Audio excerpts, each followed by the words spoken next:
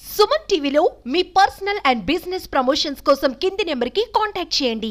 మన కర్నూలు జిల్లా ఆలూరు నియోజకవర్గం ఆలూరు మండలంలో తెలుగుదేశం పార్టీ నాయకులపైన వైఎస్ఆర్సీపీ గుండాలు మర్డర్ కేసులో ముద్దాయిలు అంగస్కల్లో మర్డర్ కేసులో ముద్దాయిలు రౌడీ షీటర్ వాళ్ళు తలలు పగలగొట్టి నెత్తులు పగలగొడితే తీవ్రమైన గాయాలతో ఆసుపత్రిలో చేరినారు.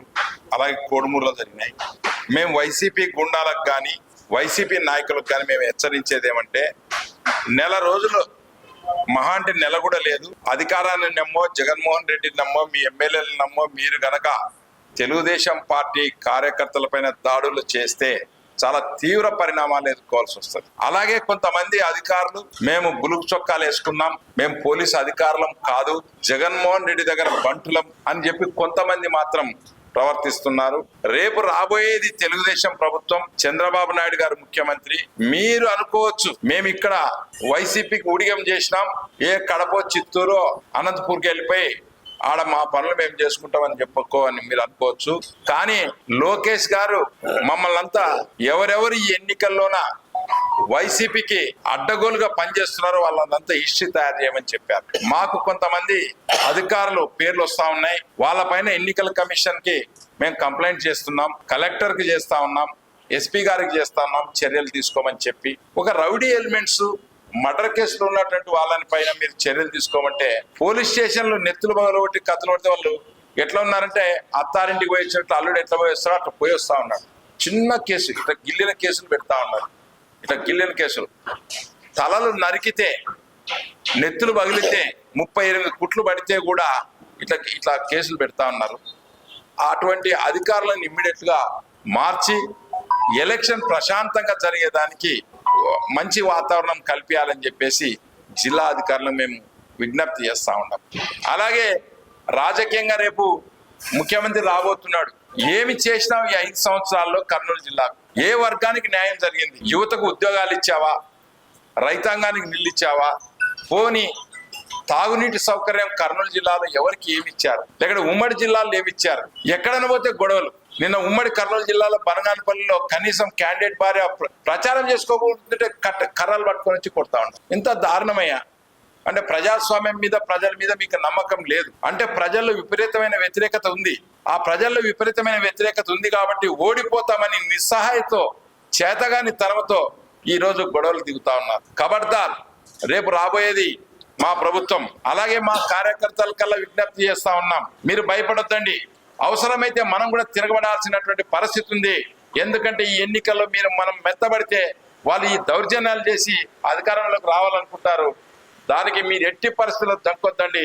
పార్టీ అండ ఉంది, మేమందరం మీ అంట ఉంటాం.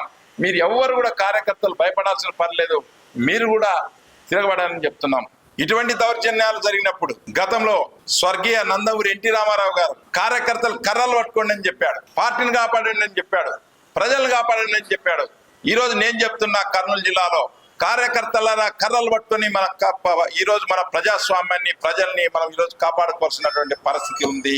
ఎందుకంటే ఈరోజు ప్రజల్ని కాపాడుకోవాలంటే తెలుగుదేశం పార్టీ రావాలి. తెలుగుదేశం పార్టీ రావాలంటే అటువైపు పోలీస్ యంత్రాంగాన్ని అడ్డు పెట్టుకొని ఈ రోజు నానా ఈ బీభత్సం చేస్తా ఉన్నారు. పోలీసులు సరైన టైంలో సరైన చర్యలుంటే ఎటువంటి ఆస్పదమే లేదు. కొంతమంది అధికారులు చేస్తా ఉన్నారు, మరి అందరంటే మనం పొరపాటే, కొంతమంది మాత్రమే ఈ అధికారులు చేస్తా ఉన్నారు. కాబట్టి పోలీస్ అధికారులకు మేము చేస్తున్నాం విజ్ఞప్తి కాదు, కొంతమంది అధికారులకు చెప్తున్నాం, రాబోయే రోజుల్లో మీరు చాలా ఇబ్బందులు పడాల్సి వస్తుంది. మీరు అనుకోవచ్చు మేము కర్నూలు జిల్లాలో ఈరోజు వ్యవసాయ వైసీపీకి పనిచేసినాం, రేపు చిత్తూరు నెల్లూరు గుంటూరు పోతామని. అట్లేముండదు. మీ పైన ఏసీబీ కేసులు కూడా ఉంటాయి, ఏసీబీలు కూడా ఉంటాయి. ఆ రోజు మీ ఎంక్వైరీ చేస్తాం. మీరు తిన్న గడ్డి అంతా కూడా కక్కిచ్చి మీరు 5 సంవత్సరాలు జైలు వేసేసే పరిస్థితి ఈ రోజు ఖచ్చితంగా ఉంటది. ఇది లోకేష్ గారు మొత్తం మాకు చెప్పమని చెప్పారు. ఏమంటే మీరు తమాషలాడుతున్నారా? భారతదేశం పెద్ద ప్రజాస్వామ్య దేశం. ఈ ప్రజాస్వామ్య దేశంలో ప్రజాస్వామ్యాన్ని కాపాడాల్సినటువంటి మీరు నిలబడి ప్రచారం చేసుకుని పోతే మీరు ప్రచారం చేయండి.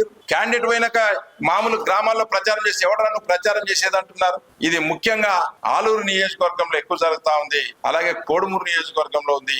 ఈ 2 నియోజకవర్గాల పైన మేము ఖచ్చితంగా పోలీసు అధికారులు మాకు సహకరించాలి. అలాగే కర్నూలులో కూడా కొంతమంది అధికారులు మా నోటీస్కి వచ్చారు. కర్నూలులో కూడా కొంతమంది అధికారులు మేము ఖచ్చితంగా వైసీపీకి మేము సెక్యూరిటీ ఆఫీసర్గా ఉన్నామన్నట్టు పనిచేస్తా ఉన్నారు. వాటిపైన కూడా మేమంతా అధికారులను కలిసి మొత్తం చేసేదానికి ఇది చేస్తాం. కాబట్టి ప్రజలారా మీరు నిర్భయంగా ఓటేయండి. ఇంకా 4 రోజులు ఉంది ఎలక్షన్, మీరు భయపడొద్దండి అని చెప్తున్నాం. రేపు ముఖ్యమంత్రి గారు వస్తా ఉన్నారు. ముఖ్యమంత్రి పోస్టింగ్ ఆయనకి లాస్ట్ కర్నూలు జిల్లాకి. కర్నూలుకి ఏం ఒరగబెట్టింది ఏం లేదు, రాయలసీమకి ఏమి చేసింది లేదు.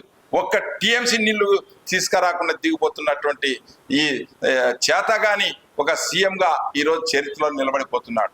ఈ అరాచకం వాళ్ళ ట్రేడ్ మార్క్ అయిపోయింది. నిన్న ఆలూరులో స్థలాలు పాల్గొట్టారు గొడ్డలు తీసుకొని. వాళ్ళ పార్టీకి ఫ్యాన్ సింబల్ తీసేసి గొడ్డలి సింబల్ పెడితే బాగుంటుందేమో అని చెప్పి ప్రజలు అనుకుంటున్నారు. ఈ అరాచకాన్ని అరికట్టాలంటే తప్పకుండా టీడీపీ ప్రభుత్వం రావాల్సిందే. ఇప్పుడు 120 అనుకుంటున్నారు, 150, 160 సీట్లు వచ్చేటట్టు కూడా ఉంది వీళ్ళ అరాచకం చూసి. నేను బలహీన వర్గాల వారికి ఒకటి సూచన చేస్తున్నా. ఆలూరులో దాడి చేసింది బలహీన వర్గాల వాళ్ళే, దెబ్బలు తినేది బలహీన వర్గాల వాళ్ళే. మిమ్మల్ని పావులుగా చేసుకొని మీకు 4 చిల్లర పైసలు ఇచ్చి ఈ అరాచకాన్ని ప్రేరేపిస్తున్నారు.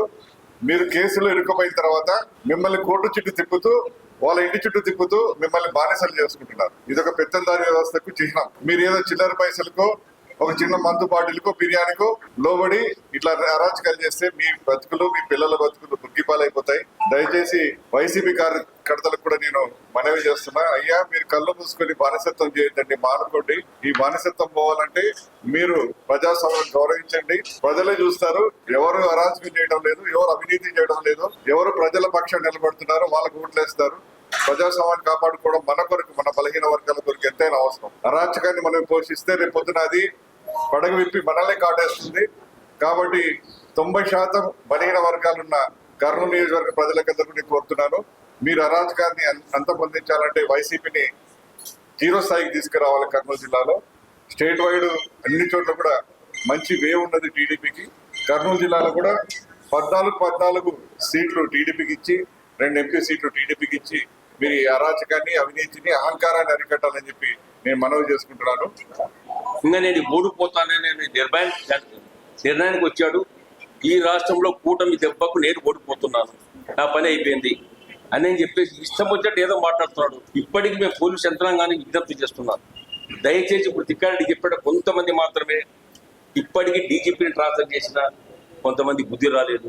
ఇంకా కొంతమంది ఆఫీసర్లను, ఐఏఎస్ ఆఫీసర్లు, ఐపీఎస్ ఆఫీసర్లను కూడా సస్పెండ్ చేసిన, బదిలీ చేసిన, ఇంకా వీళ్ళకి అర్థం కావడం లేదు. మేము ఒకటే చెప్పేది, ఏది ఏమైనా సరే ఎన్నికలు సుజావుగా నడపాలి. నిన్న అంటారు జగన్మోహన్ రెడ్డి, ఎన్నికలు సుజావుగా జరిగేదానికి భయం వేస్తుందట పాపం ఆయనకు. నీ ఇష్టం వచ్చిన అధికారులు రాష్ట్రంలో ఉన్నటువంటి అన్ని జిల్లాల్లో ఉన్నారు నీ అధికారులు. వాళ్ళ అధికారులు కూడా విజ్ఞప్తి చేస్తున్నా, వచ్చే తెలుగుదేశం 13వ తారీఖు ఎన్నికలు, జూన్ 4 రిజల్ట్, జూన్ 4వ తారీఖు 11 గంటల కల్లా జగన్మోహన్ రెడ్డి పని అయిపోయింది, కథం రెడీగా. ఇవాళ ప్రజలందరికీ విజ్ఞప్తి చేసేది ఏమంటే, జగన్మోహన్ రెడ్డి జైలు పోయేది గ్యారంటీ, ఓడిపోయే వ్యక్తికి వెయ్యొద్దండి. చంద్రబాబు నాయుడు గెలుస్తున్నాడు, చంద్రబాబు నాయుడు ముఖ్యమంత్రి అవుతున్నాడు. చంద్రబాబు నాయుడు దెబ్బ కూటమికి ఈ రోజు తట్టుకుంటే పని జగన్మోహన్ రెడ్డికి లేదు.